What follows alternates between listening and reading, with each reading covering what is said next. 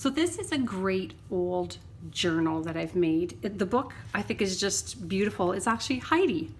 We all know that book, but I love the cover of this book. It's just so colorful, which was unusual to have this much color in the cover of a book, because basically there would have been a sleeve on top of that, which was probably did not weather well.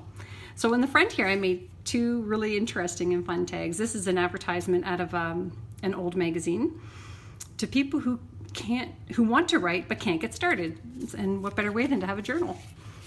And this is from an old dictionary page, which I think is fun too. And it's got a syllable, also a writing reference. So let's look at here. I tried to keep the inside of the book Heidi was just beautiful. Any writings in here came from one of the book owners over the past years, many, many years. So I thought these illustrations were beautiful. I kept them in as often as I could. Heidi makes friends with Nunky. Fun. And that's the first page of the book there. I tried to keep that intact as well. And I added my own journaling pages that I've hand dyed to keep with the feel of the book wherever possible, to give you more places to journal on. And here's a little vintage tag that I've made. And I made this pouch out of an old music sheet and added vintage antique invoices. And this is all mounted on top of a farmer's magazine page. This is some lace here made into a pocket with some inserts mounted on top of another music sheet.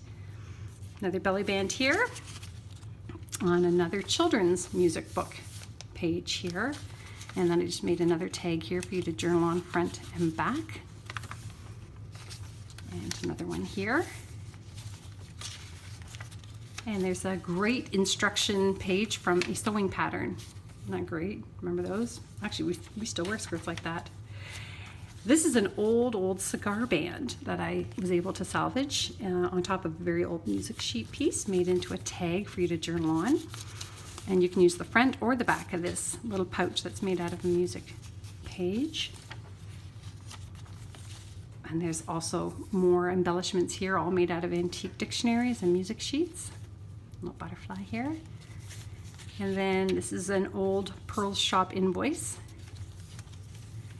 And this is some lace that I got off of an auction from the set of Anne with an E, a great Canadian series about Anne of Green Gables. So that lace came from the dressmaking shop, and it is a vintage.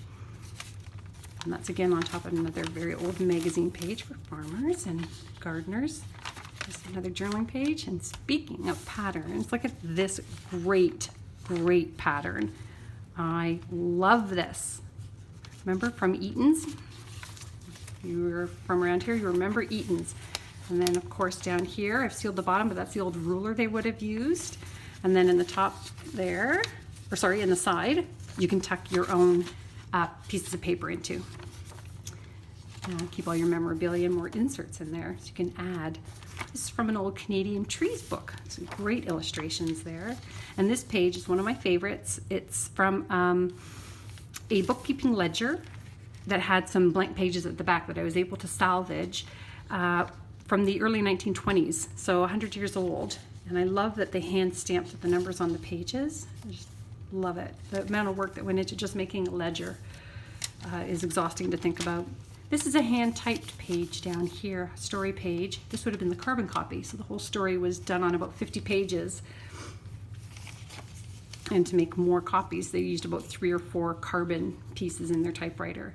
Look at this great old photograph. It looks like she would have been going to her confirmation maybe, or communion. And back in those days, look at that gorgeous sheen on there from the photography. They made them into postcards so that people could mail them out to their family and friends overseas, far away. So there's a tuck spot in the back here. You can put your own things back there, and a pouch in front. And more journaling spots here. There's more of that hand-typed story page there. More of that lace from the Anne with an E set on this journaling tag. More of that journal. Hey, you've got lots of journaling pages in here. That's really good. I tried to make that go a long way. There's more of that great Canadian trees book. You'll see way down here, there's a McCall's pattern tucked back in there. Some more journaling pages. In this envelope here, I've added a little tuck spot there for some journaling. And at the side here as well, a little tag I made for you to journal on. And here are some invoices that you can journal on as well, on top of an old cookbook page. Just some inspirations here. Again, we've got a needlework magazine here from the 1920s. I love reading these old advertisements. They're actually so interesting and really fun to read. And this is from a bird book from the 1950s. Isn't that pretty? And there's oh my gosh, another one of these. Page 31 and 32. Oh, lucky duck who gets this journal. And there's more of those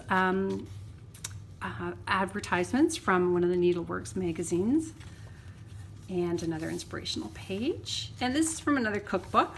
If you like chocolate and icing, this is the page for you.